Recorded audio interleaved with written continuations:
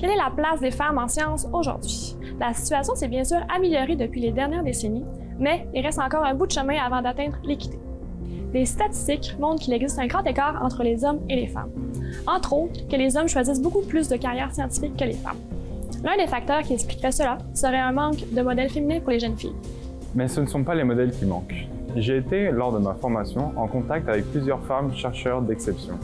C'est pour mettre toutes ces femmes en valeur qu'un groupe d'étudiants et d'étudiantes du Centre intersectoriel en santé durable de l'Université du Québec à Chicoutimi a eu l'idée de mettre sur pied un projet que nous vous présentons aujourd'hui, Lumière sur les femmes en sciences. Afin de vous les faire connaître davantage, nous souhaitons vous présenter des femmes au parcours scientifique remarquable mais souvent méconnu, et pourquoi pas encourager et inspirer les jeunes scientifiques de demain.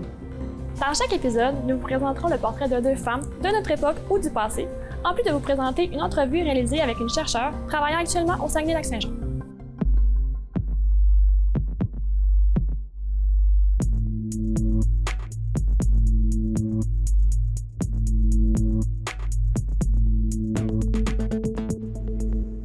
Dans l'épisode d'aujourd'hui, nous vous présentons le portrait d'Ada Lovelace et de Chien-Chung Wu. Mais tout d'abord, Laurence Gagnon a réalisé une entrevue avec Claudia Moreau, une professionnelle de recherche en génétique et bioinformatique à l'UQAC.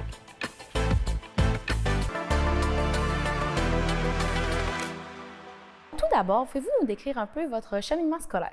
Moi, je suis un petit peu vieille. Dans mon temps, la bioinformatique, ça n'existait pas à l'université. Donc, je pouvais pas étudier ça. Je pouvais même pas savoir que c'est ça que je voulais faire dans la vie parce que ça n'existait pas. Donc, mais j'aimais beaucoup la bio. Donc, je suis allée à l'université au bac en biologie médicale. Par la suite, j'ai fait une maîtrise dans un laboratoire de recherche. Puis la recherche, ça m'a beaucoup intéressée. Donc, j'ai continué là-dedans. Puis j'ai découvert la génétique après, un petit peu dans mon travail. Et là, la génétique c'était pas la même chose dans le temps, la génétique, que maintenant, on va dire. Donc, ça a évolué. Puis, à un moment donné, je me suis dit, OK, je dois aller vers d'autres outils plus puissants parce que ça me passionnait vraiment. Donc, j'ai fait une attestation en programmation à l'Université de Montréal, mais j'ai principalement appris, on va dire, par moi-même, puis avec beaucoup d'aide, des gens qui étaient là à ce moment-là, heureusement. Et donc, c'est ça. Donc, c'est ça qui m'a emmenée vers la bioinformatique. Pouvez-vous nous décrire un peu qu'est-ce que la bioinformatique? Bien, dans le fond, c'est d'utiliser l'outil informatique au service de la génétique, en fait. On fait de la génétique, mais la génétique, c'est...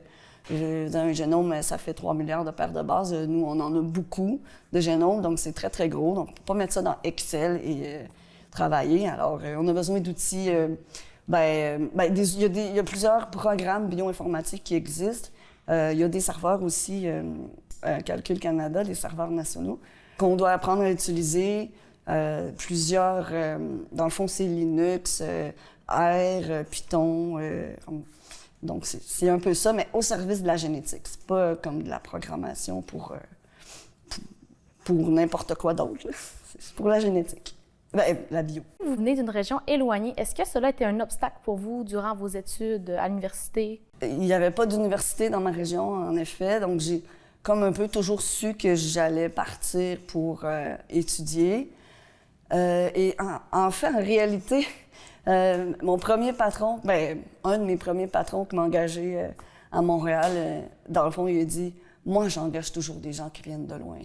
Ils sont plus débrouillards. » Dans le fond, pas tant. Je pense que ça m'a pas arrêté parce que moi, je fonce dans la vie puis je fais ce que j'ai envie. Super. Donc, comment avez-vous décidé de travailler en bioinformatique puis vous êtes dirigé vers justement l'informatique un peu? Quand j'ai commencé à travailler en génétique, même dans mon bac, il n'y avait pas beaucoup de cours de génétique, mais la génétique, ça m'a vraiment passionnée. C'était la génétique des populations qu'on faisait. Et je disais, OK, il faut que je continue à faire ça. J'aime trop ça, jouer avec les données puis m'amuser. Donc, je m'amuse. Donc, si je voulais continuer là-dedans, il fallait que j'aille vers ça, l'informatique un peu. Puis d'abord, j'ai aimé ça. Je me suis découvert un petit côté un peu geek. Pourquoi avez-vous choisi une carrière de professionnel de recherche? C'est arrivé souvent que les gens me demandent « Veux-tu faire un doctorat? Veux-tu faire un doctorat? » Puis je me questionnais déjà tout de suite après ma maîtrise, est-ce que je veux faire un doctorat? Si je fais un doctorat, ça va m'amener plus vers une carrière de prof Est-ce que c'est ça que je veux? Puis finalement, je me suis dit, moi, j'aime beaucoup jouer avec les données, j'aime beaucoup faire de la science. Je suis moins vers la gestion, je suis moins vers l'administration. Puis je regardais qu'est-ce qu'ils font les profs d'université, puis il y a de l'enseignement, il y a des étudiants, il y a de la recherche, mais il y a beaucoup aussi de gestion, d'administration, de demande de fonds. Puis on dirait que moi, j'avais plus envie de jouer avec les données, puis de rester vraiment un petit rat de laboratoire dans la science. Donc, c'est pour ça que j'ai choisi de pas continuer au doc, puis de rester dans le professionnel de recherche, dans le fond. Avez-vous déjà rencontré des difficultés face à votre cheminement professionnel lié au fait que vous êtes une femme? Bien, pas tant. Je pense que le monde évolue, puis c'est beau. Je trouve ça beau. Parce que, oui, les profs d'université, c'est plus des hommes. En bioinformatique, c'est plus des gars aussi. Mais j'ai jamais vraiment... j'ai toujours eu du bon monde autour de moi, puis tant mieux. Là. J'ai jamais senti de discrimination ou de quoi que ce soit. Non, vraiment pas. Est-ce que vous croyez que les hommes ont un avantage dans le milieu de la recherche actuelle? En bioinformatique, je dirais que non. Je pense pas. Pourquoi il y a plus de gars en bioinformatique? Je pense que c'est peut-être parce qu'ils ont plus un intérêt vers ça. Mais je pense pas qu'ils ont un avantage quelconque. Là. Je pense que n'importe quelle fille qui a envie d'y aller peut. Par exemple, nous, dans notre labo, il y a plus d'étudiantes que d'étudiants. Et de plus en plus, je pense que c'est un peu pour tous les domaines là, qui étaient réservés, qui étaient masculins un peu, on va dire. Peut-être que l'informatique, ça continue d'intéresser plus de garçons, mais oui, je pense qu'il n'y a plus rien. Il n'y a plus rien d'impossible pour les filles. Donc oui, on en voit de plus en plus, puis c'est une bonne chose.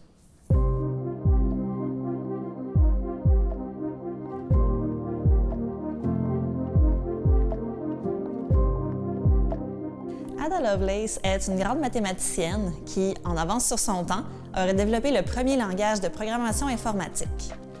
Ada est née en décembre 1815 à Londres. Puis, peu après sa naissance, ses parents se sont séparés et elle n'a jamais connu personnellement son père, Lord Byron, qui est un poète célèbre. Sa mère était une mathématicienne, ce qui a grandement inspiré Ada dans son choix de carrière. À cette époque, les mathématiques étaient principalement réservées aux hommes.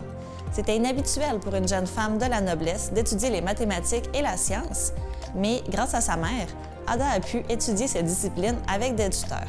Elle a ensuite poursuivi ses études de façon autodidacte, tout en étant grandement aidée par le mathématicien Augustus de Morgan, le premier professeur de mathématiques de l'Université de Londres. En 1833, elle rencontre Charles Babbage, un inventeur et mathématicien connu comme étant le père de l'ordinateur. Lors de cette rencontre, Babbage lui montre la machine analytique, l'ancêtre de la calculatrice. Ada est immédiatement fascinée par cette invention. Ils deviennent amis et Babbage devint également un mentor pour Ada, ce qui lui permit de continuer l'étude des mathématiques plus avancées. Ensuite, elle épouse en 1835 William King et devint comtesse de Lovelace en 1838 lorsqu'il devient comte. Ce dernier, contrairement aux coutumes de l'époque, encourage la nouvelle comtesse à poursuivre ses activités en mathématiques. En 1842, Ada est chargée de traduire un article portant sur la machine analytique pour le journal Scientific Memoirs. À la suite de la lecture de l'article par Babbage, il constate que la jeune femme a une grande compréhension de son invention et il lui demande donc de rédiger un mémoire sur la présentation et le mode d'emploi de la machine analytique. Elle réalise l'ouvrage après plusieurs mois de travail. Un de ces passages marque l'histoire. Elle s'appuie sur un véritable algorithme très détaillé pour calculer le nombre de Bernoulli avec la machine. De plus, son programme comporte les premières boucles, un élément essentiel en programmation moderne. Elle publie son travail en 1843, mais celui-ci est malheureusement passé sous silence lors de son vivant. Elle meurt malheureusement en 1852, à l'âge de 36 ans, d'un cancer de l'utérus. Ce n'est qu'en 1950 que ses contributions dans le monde de l'informatique sont découvertes et, en 1953, son article est publié de nouveau. Ses idées et avancées lui permettent aujourd'hui d'être dite comme la première programmeuse informatique. On croit même aujourd'hui qu'Ada a peut-être mieux compris la machine analytique que Babbage lui-même. En 1980, le département américain de la Défense a nommé un langage informatique nouvellement développé, ADA, en son honneur. Elle reçut également plusieurs distinctions posthumes pour son travail. Le deuxième mardi d'octobre est devenu en son honneur le Ada Lovelace Day. On y célèbre la contribution des femmes en sciences, en technologie, en informatique et en mathématiques.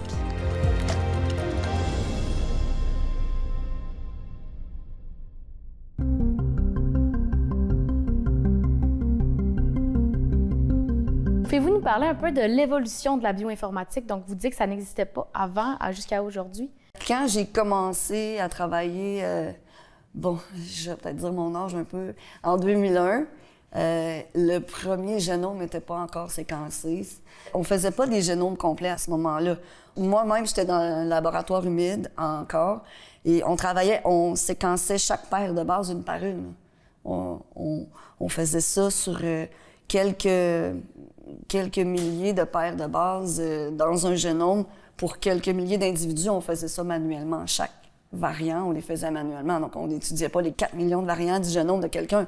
On étudiait vraiment des petites parties. Donc, on était capable de mettre ça dans une petite base de données Access, puis de faire des analyses dans Excel. Là. Donc, puis là, au début, on a eu des génotypes, c'est-à-dire qu'il n'y avait pas toutes les positions du génome, mais il y avait quelques positions dans le génome réparties, mais ça faisait quand même des fois 500 000, 1 million de variants pour plusieurs individus. Donc, c'est là qu'on a commencé à avoir besoin d'outils un peu plus puissants. Puis c'est là qu'on a commencé à travailler avec des logiciels comme Plink, pour faire du nettoyage de données, ces choses-là. Puis après ça a évolué vers les génomes complets qui sont devenus plus accessibles à tout le monde, parce qu'au début, le premier génome, il a coûté des milliards de dollars, puis il a nécessité beaucoup de ressources. Là. Pouvez-vous nous parler un peu sur de Calcul Canada, donc vraiment les serveurs auxquels que vous travaillez? Oui, donc c'est une alliance canadienne qui a pour but d'offrir des services de calcul de pointe aux chercheurs, à tous les laboratoires canadiens. Donc, ils ont des serveurs un peu partout. On en a un ici à Montréal, il y en a à Niagara, il y en a à Vancouver. Mais tous les chercheurs ont accès, on en fait la demande, on a accès gratuitement, on a une allocation de base. On peut aussi faire une demande pour une allocation, comme par exemple, nous, on a beaucoup de stockage, de données à stocker. Donc, nous, on fait une demande d'allocation pour avoir plus d'espace disque. Il y en a qui font des demandes. Il y a plusieurs domaines, il n'y a pas juste la génétique. Là. Il y a la physique, il y a tous les domaines. Il y en a qui c'est pour le calcul. Plutôt, donc, il y a plusieurs milliers de cœurs disponibles, des CPU, des GPU, du stockage. Puis, on a aussi du soutien, si jamais on a besoin. Donc, c'est un service gratuit pour les chercheurs à travers tout le Canada qui est vraiment essentiel je pense, à plusieurs domaines maintenant. Pouvez-vous un peu nous expliquer la différence et le processus entre l'informatique et la bioinformatique? C'est vraiment l'informatique au service de la génétique ou de la biologie, des données biologiques, des données génétiques. Donc, par exemple, nous, en génétique, on prend des échantillons d'ADN, on les fait séquencer là, dans des centres. Ensuite, sort des petits bouts d'ADN de 150 paires de bases, il y en a des millions, des millions. Et là, la première chose, c'est de reconstituer un génome avec ça. Par la suite, on prend ces génomes-là, il y en a vraiment beaucoup, ça fait beaucoup de données. La première chose, c'est de les nettoyer. Nettoyer les données, c'est pas toujours évident. Puis on fait des graphiques on appelle ça QC, là, de contrôle de qualité. Puis on regarde comment ça se présente. Après ça, quand on est sûr qu'on a vraiment un ensemble de données vraiment nettoyé, là, on peut aller vers les analyses. Mais il y a vraiment toutes sortes d'analyses qu'on peut faire en génétique. Par exemple, on peut regarder des segments qui sont partagés dans la population, qui sont pareils chez un individu, chez un autre. On regarde leur longueur, on regarde les variants. Oui, ça c'est une chose qu'on regarde beaucoup. On essaie de comparer un individu à un autre, lui, tel variant, mettons, pour une maladie. Est-ce que ça, c'est significatif? Est-ce que ça l'est pas? Des analyses statistiques, toutes sortes de choses qu'on peut regarder dans le génome, comme les variants. Puis je pense que c'est un peu ça. Puis après qu'un projet soit terminé, c'est quoi un peu le produit final qui en résulte? C'est sûr que c'est ça notre objectif dans la vie en recherche. Là. En fond, c'est pour ça qu'on est là, c'est pour faire avancer la science. Et c'est pas toujours qu'on trouve le remède au cancer à tous les jours. Là. C'est vraiment petit pas par petit pas dans chaque domaine, puis les domaines se multiplient.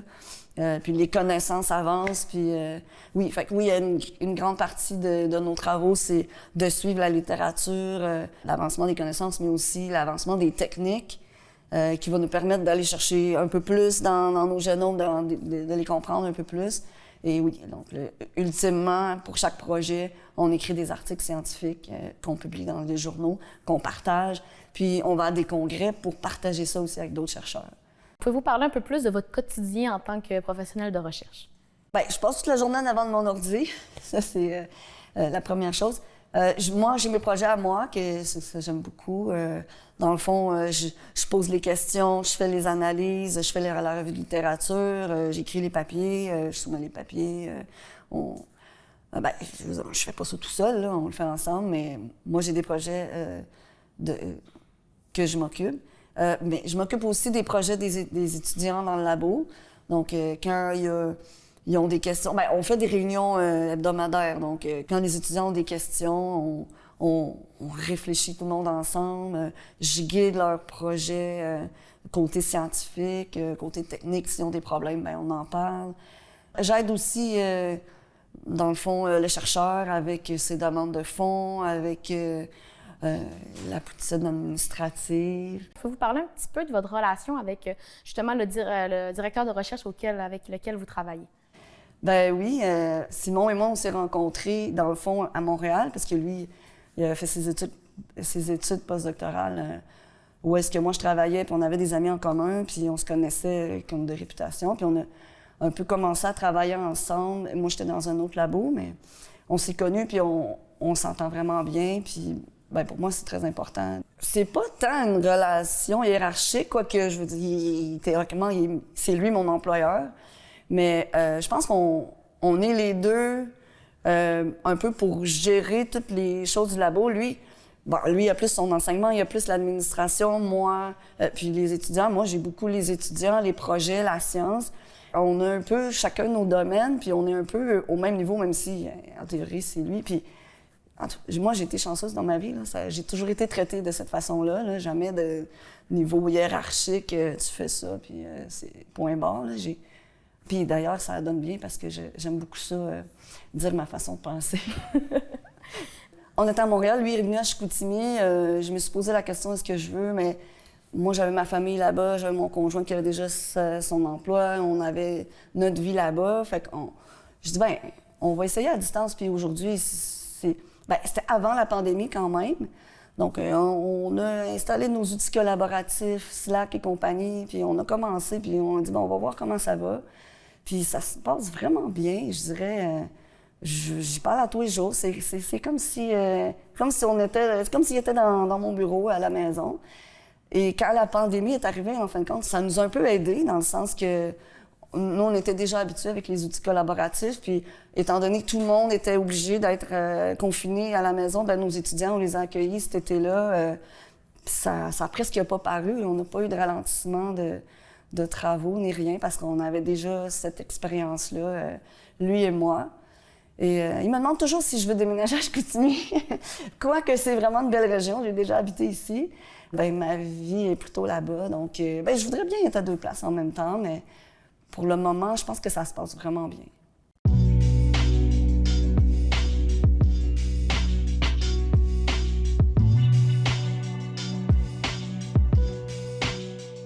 Shen Shiwu est née le 31 mai 1912 en Chine. Depuis son enfance, elle porte un grand intérêt envers le domaine scientifique et l'enseignement. Elle a d'ailleurs suivi une formation dans le but de devenir professeure au niveau universitaire. Initialement, ses études portaient sur les mathématiques, mais ont rapidement bifurqué vers la physique. En 1936, elle se rend aux États-Unis afin d'y effectuer un doctorat en physique. Une fois son doctorat terminé en 1940, elle est invitée à participer sur le projet Manhattan, un projet mis sur pied dans le but de développer une bombe atomique au cours de la Seconde Guerre mondiale. Elle se joint donc au département de physique de l'Université de Columbia afin d'y développer une technique permettant la séparation des isotopes d'uranium par diffusion gazeuse et en développant des compteurs Geiger plus efficaces dans la détection des rayons ionisants. Après la guerre en 1945, elle accepte un poste d'enseignante au sein de l'Université de Columbia et devient l'une des premières femmes à intégrer le département de physique. En 1956, Chen Shiwu se joint à deux de ses collègues, Shen Lingyan et Song Dao, afin de les aider à prouver les concepts liés à la loi de conservation de la parité. Loi selon laquelle deux particules identiques, soumises aux mêmes conditions, vont agir de la même manière. Or, les travaux menés par Chen Shiwu prouvent le contraire car deux atomes de cobalt-60 agissent de manière différente lors d'une désintégration bêta. Cette découverte est considérée comme fondamentale dans la validation des lois et est mise de l'avant par un prix Nobel. Toutefois, seulement ses collègues masculins ont été nommés comme récipiendaires du prix. Suite à cette injustice, elle commence en 1964 à lever sa voix afin de dénoncer les injustices auxquelles les femmes œuvrant dans les domaines scientifiques sont soumises. Elle anime d'ailleurs plusieurs discours, dont un au sein de l'Institut technologique du Massachusetts. Dans le but de faire entendre sa voix, Chen Shiwu poursuit ses études et ses recherches, notamment sur la physique nucléaire et la molécule de l'hémoglobine. Les retombées de ses recherches lui valent plusieurs prix et récompenses, dont le prix Comstock de l'Académie nationale des sciences des États-Unis en 1964, la médaille nationale des sciences en la même année et le prix Wolf de physique en 1978. Malgré plusieurs années en recherche, elle dédie une grande partie de sa vie à l'enseignement, dans le but d'inspirer les jeunes scientifiques et ce même après sa retraite en 1981. Aujourd'hui, Chen Shiwu est connue comme la première femme en physique. En effet, suite à ses découvertes fondamentales et ses ouvrages de référence tels que son livre sur la désintégration bêta, elle contribue grandement à forger la physique d'aujourd'hui. Cette dernière est également connue comme une actrice importante militant pour le droit des femmes et de leur reconnaissance au niveau scientifique.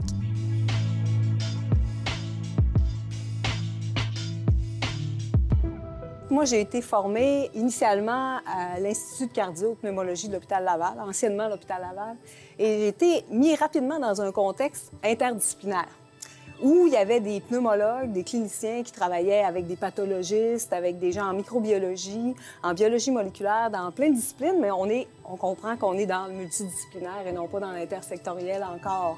Mais j'ai rapidement été mis dans ce bain-là. Puis j'ai rapidement apprécié avoir des contacts avec des gens qui avaient un regard différent, une perception différente, puis ça amenait à voir la problématique de recherche dans sa globalité.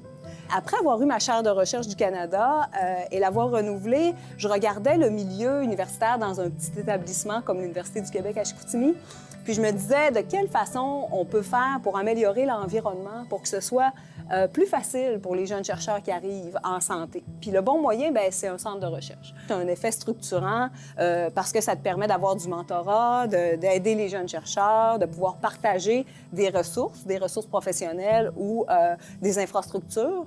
En faisant une revue, en regardant ce qu'on avait dans l'université, j'ai rapidement vu qu'il y a plusieurs personnes qui s'intéressaient à la santé, mais avec différentes lunettes. Je pense que de se mettre dans le contexte intersectoriel, ça amène aux problématiques des solutions qui sont plus originales et plus innovantes que si on les regardait juste au travers d'une loupe unique. Et ça, c'est un avantage vraiment important.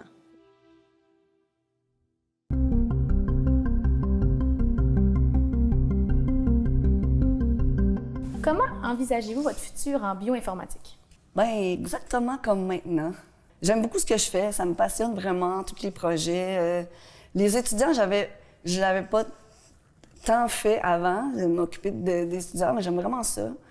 Je trouve que ça apporte, puis en même temps, les projets avancent, puis c'est pas moi qui est obligée de faire tout.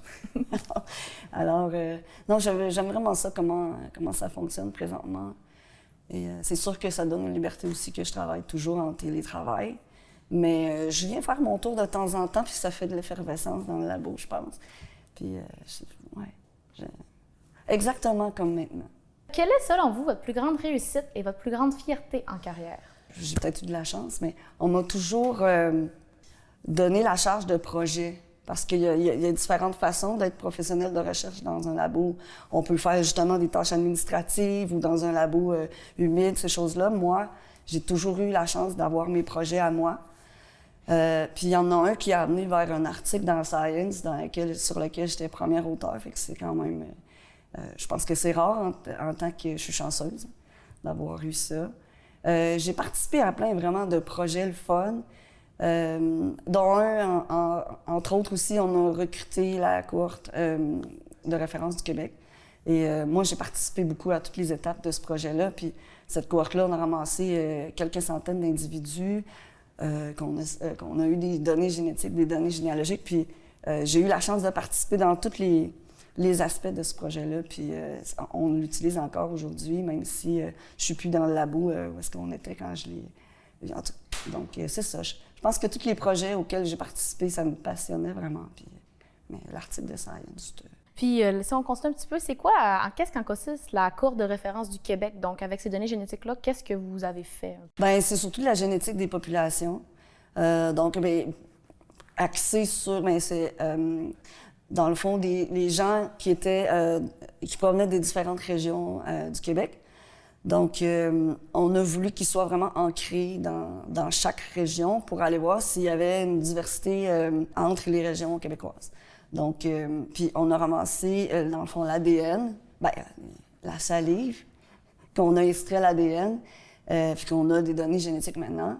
Et on a aussi la généalogie de ces gens-là. Donc, on peut faire un parallèle entre l'histoire démographique et la génétique, qu'est-ce qu'on voit maintenant, dans le fond, de quoi ça a résulté. Puis on peut étudier aussi l'effet fondateur, parce que le Québec est une population effet fondateur. Et ici, à l'UQAC, il y a Balzac, évidemment, c'est avec eux qu'on a collaboré pour avoir les généalogies. Donc, c'est vraiment, on va dire, un terreau fertile pour ce genre d'études-là. Quel conseil donneriez-vous à des jeunes étudiantes qui veulent plus tard, comme vous, étudier dans, exemple, en bioinformatique, un domaine plutôt masculin? Bien, écoutez-vous, faites ce que vous aimez, puis laissez pas les gens vous pousser vers quelque chose qui est peut-être moins vous-même. Donc, si vous avez envie de jouer avec des données, vous devenez professionnel de recherche. Si vous avez envie d'avoir des gens à votre charge, d'enseigner, de gérer un labo, puis vous avez des idées, puis vous avez envie de les partager, mais devenez chercheur. Je veux dire, il n'y a aucune porte qui est fermée pour les femmes aujourd'hui, fait qu'il faut en profiter. Merci beaucoup, Claudia, d'avoir participé à cette entrevue pour discuter des femmes en sciences. Au plaisir.